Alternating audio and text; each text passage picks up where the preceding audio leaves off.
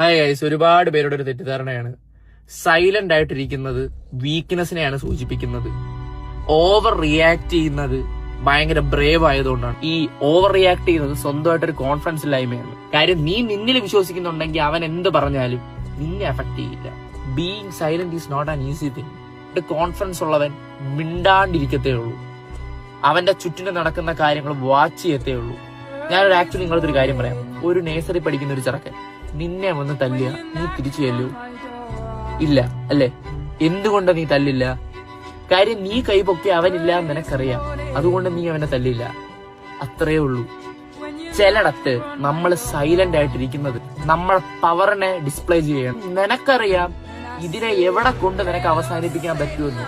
നിന്നെ ഒരാൾ പ്രൊവോക്ക് ചെയ്യുന്നുണ്ടെങ്കിൽ നിന്റെ എക്സിസ്റ്റൻസ് അവനെ ബാധിക്കുന്നത് കൊണ്ടാണ്. മനസ്സിലാക്ക്. അവൻ പ്രൊവോക്ക് ചെയ്യുമ്പോൾ നീ പ്രൊവോക്ക് ആവാണ്ടിരുന്നു കഴിഞ്ഞാൽ